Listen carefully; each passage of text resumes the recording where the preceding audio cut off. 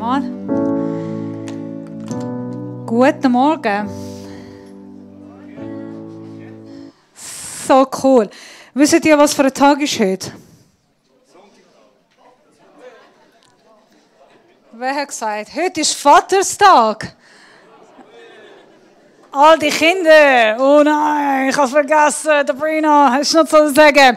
Hey, schau an einen Mann, hoffentlich ist er Vater, und sagt, hey, schönen Vatertag.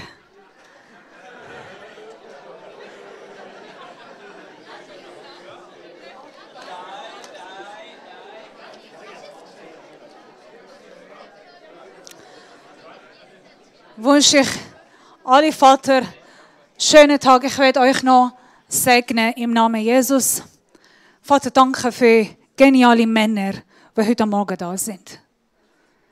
Danke für die Vater, die Männer, die du geschafft hast. Jesus, ich bitte, dass du sie segnest mit Weisheit, mit Geduld, mit Identität in dir, Jesus. Mit Kraft, mit Energie. Dass sie dürfen mögen weitergehen. Als Vater, als Mann, als dein Sohn. Ich spreche deine Autorität, deine Kraft, deine Liebe, Freude in ihrem Leben aus. Danke, dass du sie besonders heute segnest. Amen. Hey, so cool. Ich hoffe, dass ihr das heute feiern könnt. Mein Thema heute ist Peter 2,0. Weil ich weiss, ihr mögt euch alle an Peter 1,0 erinnern.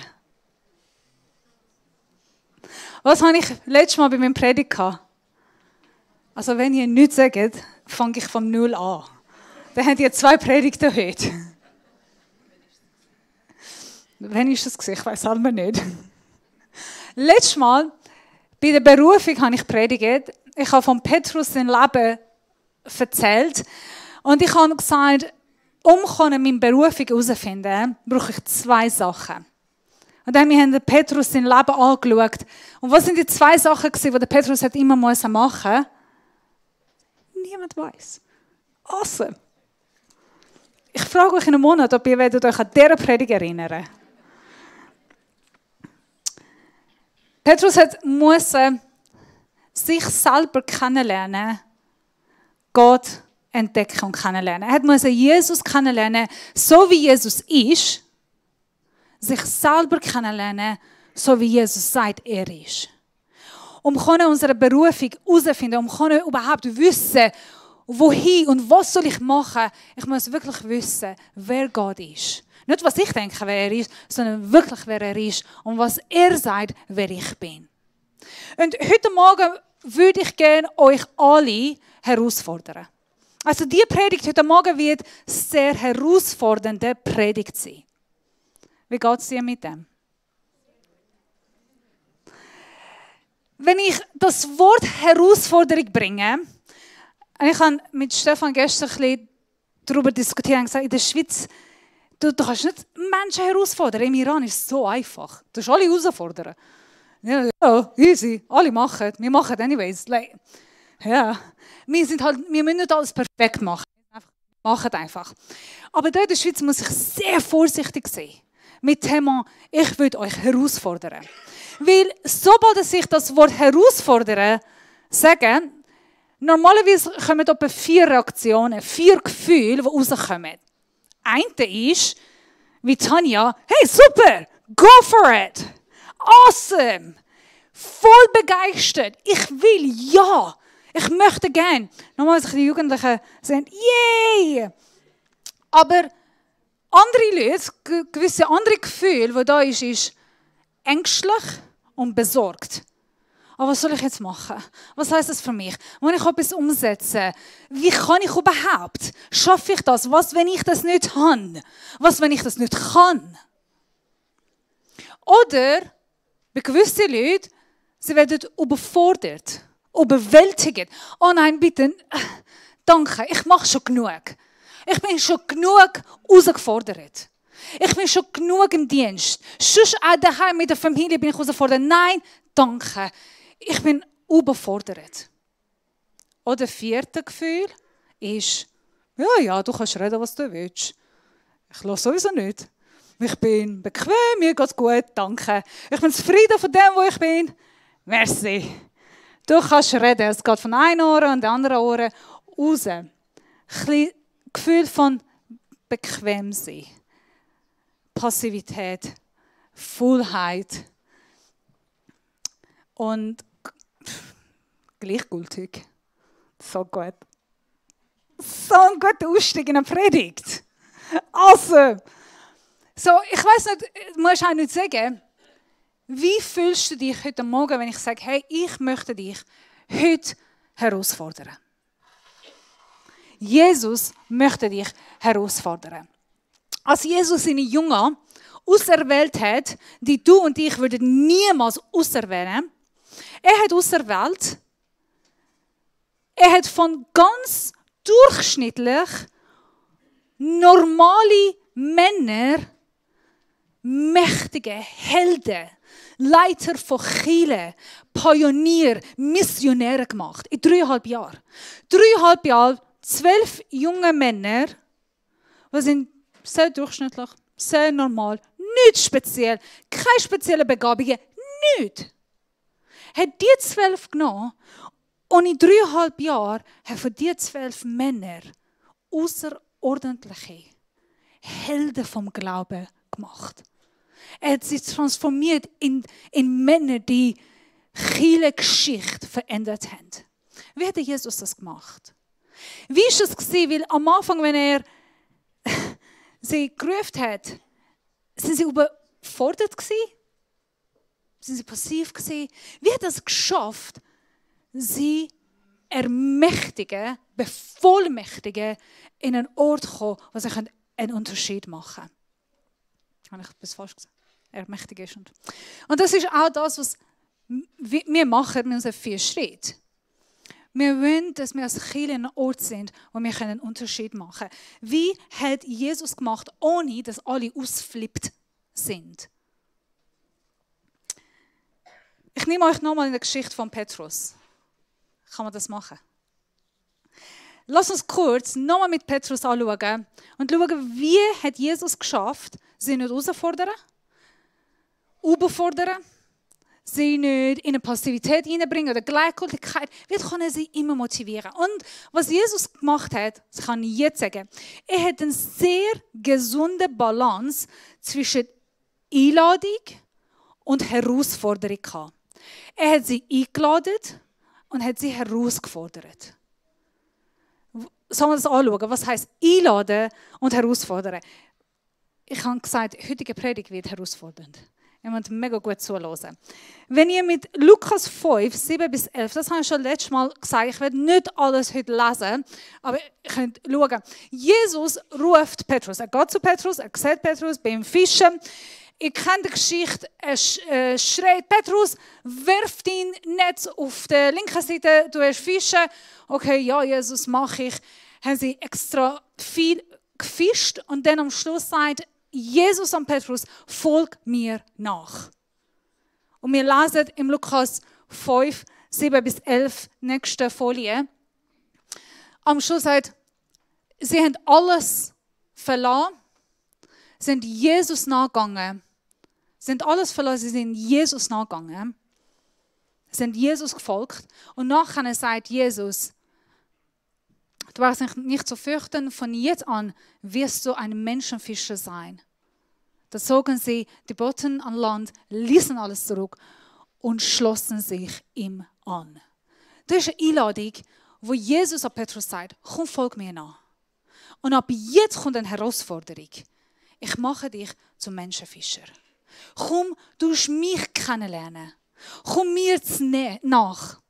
Komm, leb mit mir. Lass uns diesen Weg miteinander gehen. Komm zu mir. Lass mich dich lieben. Lass mich um dich sorgen. Lass mich dich lehren. Und dann mache ich etwas mit deinem Leben. Das ist eine mega schöne Einladung zur Beziehung mit Jesus, zur Gemeinschaft mit Jesus und Herausforderung, damit Petrus etwas umsetzt, etwas ändert. Das ist noch einfach. Das ist generell, es ist nicht etwas mega speziell. Die Einladung ist einfach, die Herausforderung ist einfach. In Matthäus 16, ab Vers 17 bis 25, wir sehen, Jesus macht es nochmal. Er tut nochmal einladen und nochmal herausfordern. Und da steht geschrieben, Simon Petrus antwortete, also Jesus fragt, der Simon fragt alle seine Jungen, was sagen ihr, wer bin ich? Simon sagt, du bist der Messias, der Sohn des lebendigen Gottes. Darauf sagte Jesus zu ihm, glücklich bist du zu preisen, Simon, Sohn des Jona.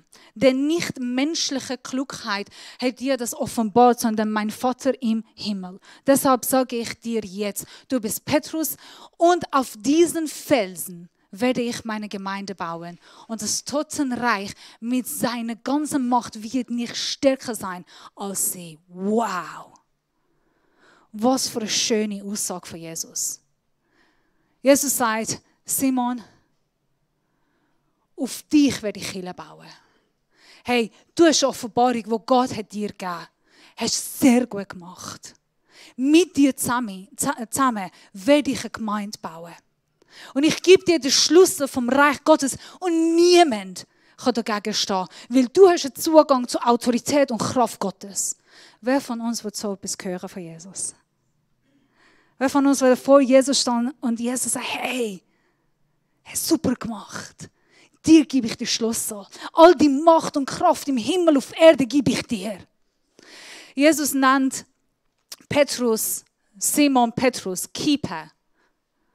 Oder auf Deutsch gesagt Keeper. Wie sagt ihr? Auf Aramäisch ist Keeper. Keeper ist Keeper. Also ein kleiner Stein. In Matthäus Kapitel 7, Jesus nennt sich selber den felsigen Grund, Petra. Also Jesus sagt, ich bin der felsige Grund, auf mich könnt ihr bauen und ich mache dich zum Stein. Ich mache dich mit mir ein Partner. Miteinander werden wir Reich Gottes bauen. Bist nicht allein. Komm zu mir. Ich habe all die Ressourcen, Ausrüstungen, was du brauchst, gebe ich dir. Was für eine schöne Einladung. Komm mit mir. Ich als felsiger Grund, als der Hauptstein, werde ich dir befähigen, bevollmächtigen, mit mir zusammen Kirche bauen. Geschichte ändern. Wie genial ist das? Also wenn ich frage ich euch, wollt ihr so etwas von Jesus hören? So viele sagen ja. Aber der kommt auch nicht ohne Herausforderung. Ein paar Vers nachher kann man noch die nächste Folie haben. Vers 24 bis 25. Danach redet Jesus mit seinen Jüngern zum ersten Mal offen darüber, dass er nach Jerusalem gehen und dort von den Ältesten, den führenden Priestern und den Schriftgelehrten vieles erleiden muss. Er werde getötet werden und 3 Tage danach auferstehen. Habe ich nochmal eine Folie? Dann sagte Jesus zu seinen Jüngern, wenn jemand mein Junge sein will, muss er sich selbst verleugnen, sein Kreuz auf sich nehmen und mir nachfolgen. Denn wer sein Leben retten will, wird es verlieren. Wer aber sein Leben um meinetwillen verlieren, wird er finden. Also ein kleiner Kontext. Wieso tut Jesus das sagen? Jesus sagt, hey, ich werde sterben. Jetzt ist die Zeit. Jetzt sind wir über 3 Jahre miteinander unterwegs. Jetzt kann ich die Wahrheit euch noch sagen. Ihr solltet keine Angst haben, ich werde sterben. Und der Petrus kommt, nein, Jesus, ja nicht. Du wirst nicht sterben. Ich habe den Schlüssel von dem Königreich. Ich habe alle Macht im Himmel und auf Erde. Hast du mir gegeben. Ich kämpfe. Und Jesus fordert Petrus seine Mentalität aus. Sein Verhalten, seine Vorstellungen, seine Denkweise. Er tut Petrus korrigieren, indem er sagt, das stimmt nicht, Petrus. Hör auf. Doch, du wirst Kirche bauen. Doch, du stehst für die Gemeinde. Doch, du wirst die Geschichte von Kirche ändern. Aber nicht so, wie du denkst. Das ist eine Herausforderung. Sehr starke Herausforderung. Doch, und er sagt, hey, nimm den Kreuz, folg mir nach. Und du wirst sehen, was du kannst durch meine Kraft bewirken. Wir sehen Apostelgeschichte, Petrus wird Kirchenleiter. Er ist ein Missionar, sehr starker Prediger. Durch ihn werden x Zeichen und Wunder gemacht. Nur durch seinen Schatten, wie genial, werden Menschen geheilt. Das ist ein Versprechen von Jesus. Komm neben mir und hör auf mit all die anderen Denken über Reichtum. Und ich mache dir zu der Leiter der Kirche. So, es kommt Einladung, es kommt eine Herausforderung. Jesus, die Einladung ist eine ganz persönliche Beziehung mit Jesus. Und Jesus ladet uns immer wieder ein, mit ihm ganz persönlich leben. Unterwegs sein. Seine Liebe erkennen, seine Gnade erkennen, ihn besser kennenlernen und die Aha-Moment haben. Und die Einladung ist immer da. Aber gleichzeitig, er tut uns herausfordern, dass wir etwas umsetzen. Nicht einfach da sind und geniessen und mega schön und empfangen, sondern das umsetzen. In unserer Gabe, in unserer Berufung, in unserer Begabung wachsen, einen Unterschied machen, da wo wir sind. Das, was er uns gegeben hat, dass es darf auch Frucht bringen. Herausforderung heisst, in unserer Identität als Sohn und Tochter Gottes leben. Und du kannst nicht jemanden herausfordern, ohne einen Kontext auf persönliche Beziehung. Persönliche Einladung. Ich spüre seit ein paar Jahren, Gott tut mich extrem einladen, um seine Stimme besser zu hören. Ich bin immer wieder eingeladen, wachsen in dem, dass ich die Stimme Gottes höre. Unterscheiden von meiner eigenen Stimme, unterscheiden von den Ablenkungen von anderen Leuten. Seit 2 Jahren habe ich gewusst, das ist jetzt eine Einladung von ihm. Komm mir näher, Brina. Ich will mit dir reden. Und besonders, ich will in deine Ohren flüstern. Ich weiss, ich habe es mal darüber predigt. Ihr mögt euch alle an meine Predigt erinnern. Ihr seid super. Er liebt flüstern. Weil das ist der Nächste, das ist mega intim. Mit jemandem zu reden, in Art von Flüstern. Und ich weiss, Gott hat mir gesagt, ich will in deine Ohren flüstern. Komm, los zu. Und das hat mich mega gefreut. Ich habe es genossen, 2 Jahre Zeit nehmen.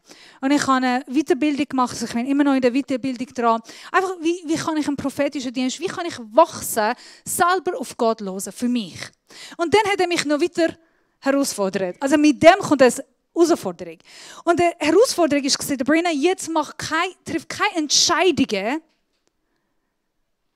also grosse Entscheidungen, mit denen ohne mich fragen, ohne auf mich hören. Puh, okay. Am Anfang ist es mega cool, weißt du, Gottes Stimme zu hören. Wie genial. Und dann kommt auch eine Herausforderung. Brina, los zu, was ich sage. Wenn du eine Entscheidung treffen musst, komm und los zu. Puh. Okay, habe ich gemacht. Ist gegangen. Mega schön. Immer wieder, bewusst, täglich. Gewisse Entscheidungen kann ich selber treffen. Ich meine, so, was würde ich heute tragen oder was würde ich heute essen? Oder gewisse Entscheidungen tue ich selber, aber bei grossen Entscheidungen, gar nicht so heilig, sage ich, Vater, red mit mir jetzt gerade. Was denkst du zu dem? Ich will dich spüren, ich will dich hören. Und das mache ich ständig.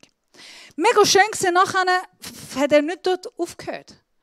Dann hat Gott noch weitergemacht. Er hat mich noch weiter herausgefordert. Jemand, der sicher Gottes Stimme von mich selber hören, hat mich herausgefordert, Gottes Stimme von anderen Menschen zu hören. Are you kidding me? Ich habe nicht gesagt, aber ich habe meine Haare wieder gefärbt. Ich weiss, ihr merkt jetzt nicht mehr mittlerweile, weil ich färbe meine Haare jeden 2. Tag etwas. Und dann bin ich mit meiner Coiffeurin gewesen. Ich habe gedacht, sie weiss. Ich habe gesagt, ich bin Pfarrerin. Nein, ich habe gesagt, ich bin Pastorin. Und dann haben wir noch weiter geredet und dann plötzlich gefragt, was ist eine Pastorin? Und ich gesagt, ich bin Pfarrerin. Ah, du bist eine Pfarrerin. Ich gesagt, ja, ich bin eine Pfarrerin. Hey, so gut, haben wir angefangen zu reden. Ich bin 6 Stunden bei ihr gewesen. 6,5 Stunden. Und dann sagt sie, du bist eine Heilige, oder? Und ich sage, ja klar. Ich bin so ein heiliger Mensch. Ich sage, ja, aber ich weiss, also, wenn du Pfarrerin bist, dann hast du so einen anderen Ort mitgehen. Und dann sagt sie, du kannst Gottes Stimme hören. Und ich so, ja! Ja, kann ich! Yes! Du kannst auch. By the way, nein, das kann ich bin nicht so heilig wie du. Ich sage, nein, es geht nicht um das. Komm, du kannst es. Und dann Gott sagt, jetzt betest du für sie. Like, nein, danke. Gott sagt, hey, Brina, jetzt betest du für sie. Like, nein. Und dann fragt sie, hey, kannst du für mich beten? mein Sohn, die Situation von meinem Sohn, sich von dem erzählt. Kannst du Gott hören, was er sagt? Nein. Okay, dann sind all die Folien auf meinem Kopf. Und mein Kopf war die warme Gerät gewesen. Und ein Teil von meinen Haaren haben verbrannt, weil ich einen Mesh hatte. Das ganze Haar ist weg. Anyway, so. Jetzt stehe ich da mit all die Folien und denke ich, okay, jetzt muss ich für sie beten, auf Gottes Stimme hören. Und dann aufschreiben, was Gott sie sagt. Das habe ich gemacht. Wir haben dann zusammen gebetet, wir haben auf Gott gehört. Ich habe ihr gesagt, ich glaube, Gott möchte dir das und das sagen und auch für deinen Sohn. Das und das. Und fangen wir beide dann brüllen. Ich bin sehr emotional sowieso. Ich kann beten. Aber ich sage es euch, das hat mich herausgefordert. Aber es war so schön, lerne in dem hinein wachsen. Ich habe noch etwas mitgenommen und möchte ich euch zeigen, wenn ich das richtig kann platzieren.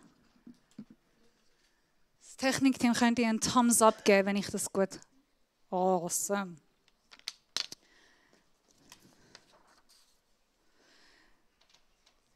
Also, ihr werdet alle sehen auf dem Bildschirm. So, von daher keine Angst. Und nachher kommt noch PowerPoint, falls ihr meine Handschrift nicht lesen könnt. Ich habe noch alles heute gedacht. Alright.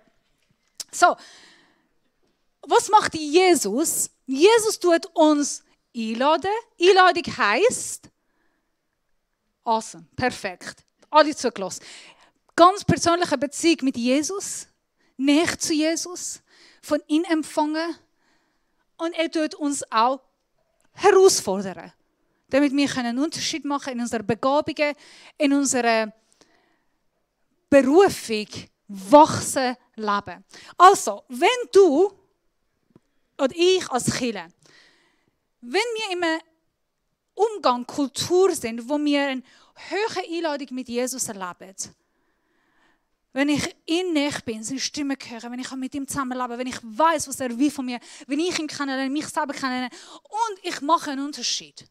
Nämlich, ich lebe aus dieser Beziehung aus, ich bringe es Frucht, indem das, was er mir gibt, kommt auch automatisch raus. Dann bin ich in einer Kultur, in einer Umgebung von Jüngerschaft. Ich tue es nicht alles schreiben, nachher seht ihr PowerPoint. Ich bin bevollmächtigt.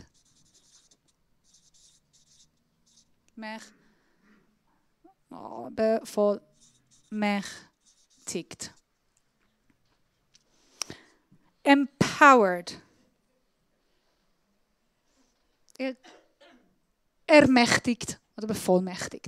So, wenn ich meine Einladung erkenne, ich weiß, ich folge und bin ich auch in meiner Berufung dran, lebe ich in einer Kultur, wo ich mich bevollmächtigt bin, ausgerüstet. Ich bin begeistert. Ich habe Freude am Leben. Ich habe Freude an Jesus. Es macht Spaß. Ich weiß warum. Ich bin da. Ich weiß, was er von mir will. Und ich tue es umsetzen. Wir schauen, wie es sieht aus. Aber wenn du bist in einer Kultur, wo du bist voll dran, hohe Herausforderung, du gehst voll rein mit deinen Begabungen, du bringst Leistung rein, du schaffst, du bist im Dienst, awesome. Aber du hast keine Zeit, um die Einladung anzunehmen. Da kommt ein bisschen zu kurz. Dich mal zurücknehmen. Einfach empfangen. Einfach mal sehen. Dann bist du in einer gestressten Kultur, Umgebung. Dann bist du überfordert, überwältigt.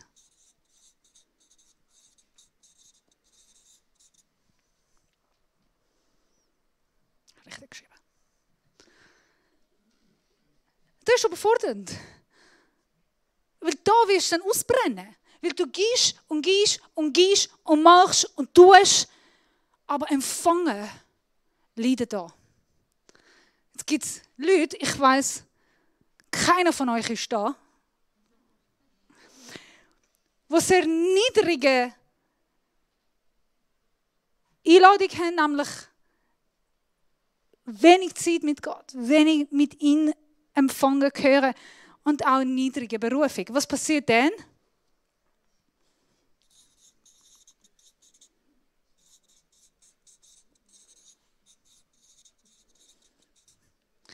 Dann kommen wir in eine Kulturumgebung von gelangweiligt. Das ist einfach langweilig. Bist du mal in deinem Leben als Christ langweilig gewesen? Ja, halt. Geh nicht in die Kirche. Das ist einfach ein bisschen langweilig. Wenn die Einladung ist mega gross, hey, immer in den Seminar, Workshop, Events, Halleluja, preise Gott, gehst von einem zu anderen Seminar, von einem Event zu anderen Event, von einer Schulung zur anderen Schulung. Du empfängst, es ist mega schön, du kannst essen, du kannst geniessen. Aber in dieser Berufung kommen viele raus. Dann was passiert? Wo bist du denn? In einem gemütlichen,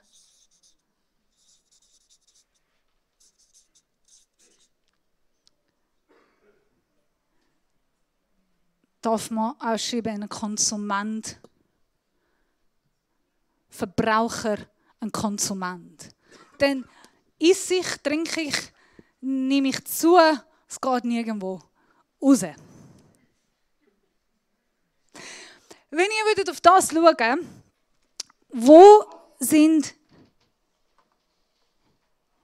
wo würdet ihr sagen, wo sind wir als Kirche? Also das gesamte Kirche, wo stehen wir von diesem Bild?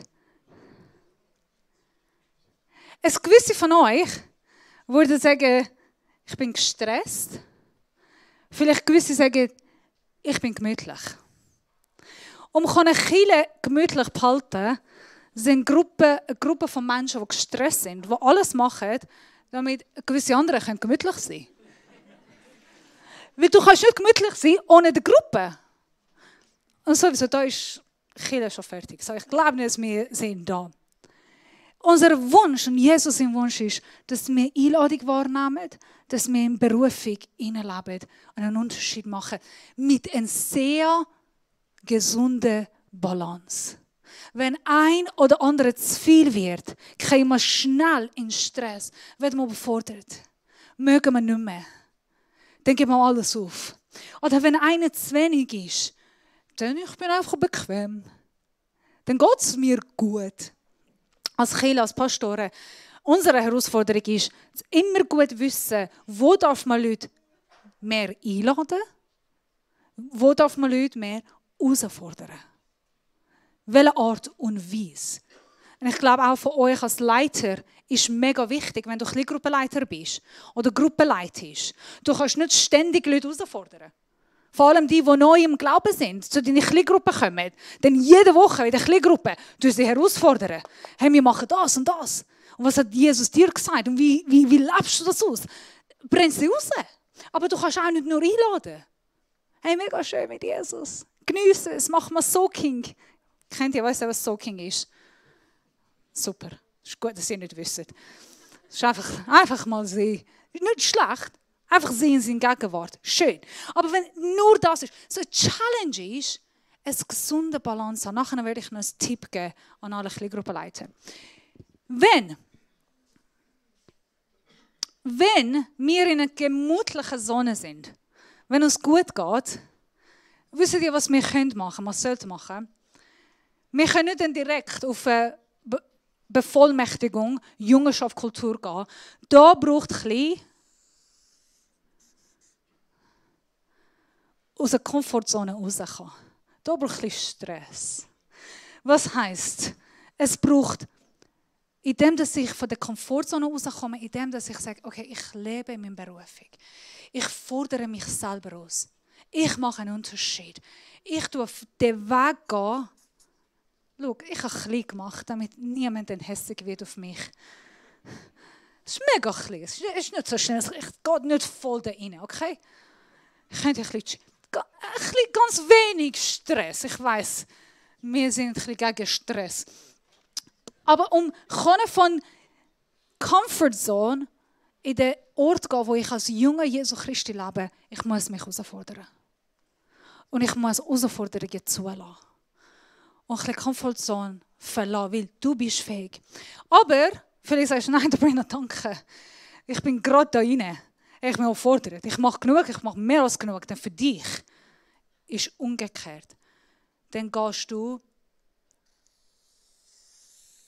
machst die Weg. Siehst du, jetzt habe ich den Kampf ein bisschen grosser gemacht.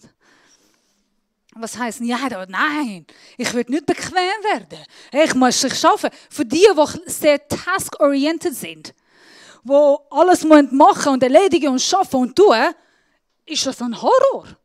Was nicht machen. Ja.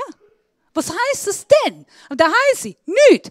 Nein, es heisst nicht, da heisst sie nicht machen. Es heisst, Gott näher zu kommen. Pause machen und hören. Herr, was sagst du? Lernen sein Herz spüren. Lernen mit ihm zusammenlaufen. Lernen von ihm empfangen, bevor dann du weitergehst. Ich weiss nicht, wo du bist. Ich weiss nicht, wo du stehst. Aber ich möchte dich herausfordern. Berufung, einen Unterschied machen, ist eine Herausforderung. Und ich weiss, wenn wir Pastoren darüber reden, weil wir haben das nicht kapiert. Jesus hat dieses System sehr gut gemacht. Immer wieder hat er Menschen eingeladen, herausgefordert. Eingeladen, herausgefordert. Kommt schauen, wie ich heile, geht heilen. Kommt schauen, wie ich Dämonen austreibe, macht es gleich. Kommt schauen, wie ich lehre, geht weiter und macht das. Einladung, Herausforderung. Dann Jüngerschaft, Bevollmächtigung macht Sinn, macht Spass, wird cool. Frage an den Kleingruppenleiter. Darf ich eine nächste Folie haben? Wie kann ich das eine gute Balance haben? Was ich jetzt mache mit all meinen Gruppen, mit all meinen Kleingruppen, ich tue immer die 2 Fragen stellen. Erstens, was hat dich am meisten heute angesprochen? Das ist die erste Frage, die ich immer stelle. Was hat dir heute am meisten angesprochen? Zweitens, was ist eine Sache, einfach, nicht schwierig, nicht zu gross, bitte. Und ich schaue, das sind wirklich einfache Sachen, die du gerne umsetzen willst. Vielleicht in der nächsten Kleingruppe kannst du das mal machen. Vielleicht bist du nicht in der Kleingruppe. Schau, das ist auch von den Eltern, von dem Vater, von der Mutter. Vielleicht bist du da und denkst, hey, meine Kinder kommen nicht da rein. Ich weiss nicht, wie kann ich meine Kinder in diesen Bereich hineinbringen. Frag dich, wo bist du als Eltern? Wo ist deine Einladung, wo ist deine Herausforderung? Tust du sie zu viel herausfordern oder zu viel einladen? Wo ist deine Beziehung mit deiner Familie? Habt ihr eine Beziehung von einladend und gesund herausfordernd? Redet mal mit eurem Partner, Mann, Frau, miteinander. Fragt euch, wo sind wir als Familie? Als Eltern. Wie gehen wir mit unserer Familie um? Und wie können wir unsere Kinder bevollmächtigen, um da zu wohnen? Gesund. Ich kann viel mehr darüber reden und Tipps geben. Aber deine Herausforderung für heute. Darf ich die letzte Folie haben?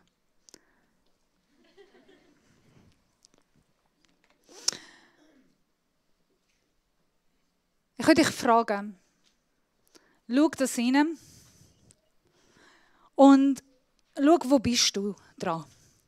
Wenn du in der bevollmächtigen Ort bist, Halleluja, dann deine Aufgabe ist folgendes, wenn du da bist. Deine Aufgabe ist folgendes. Wie kann ich anderen Menschen um mich herum unterstützen, helfen, dass sie in diesem Ort hineinkommen können? Das ist deine Aufgabe. Eine Sache, wie kann ich jemanden in meiner Umgebung unterstützen, dass ich in diesem Ort kann. Wenn aber du bist in einem gemütlichen oder bist ein bisschen gleichgültig geworden in der letzten Zeit oder bist gestresst, die Frage an dir ist, wie kann ich von einem Gestressten in Bevollmächtigten hineinkommen? Wie kann ich von dem Gemütlichen mich herausfordern? Wenn du gestresst bist, frag dich, wo wir können auch anfangen mit Musikteppich. Es hilft immer. Danke. Jetzt musst du nicht lange warten. welchen Ort kann ich Pausen nehmen, mich zurückziehen im Tag und auf Gott hören? Lobpreis machen, meine Gedanken aufschreiben, Gebet aufschreiben. Was kann ich, eine Sache, nur eine, was kann ich da machen, dass ich mehr wandle auf eine Bevollmächtigung, Jüngerschaft? Wenn du gemütlich bist, wo darf ich mich ein bisschen herausfordern? Eine Sache, wo ich mich herausfordern kann, in meiner Berufung hineinzuleben, einen Unterschied machen.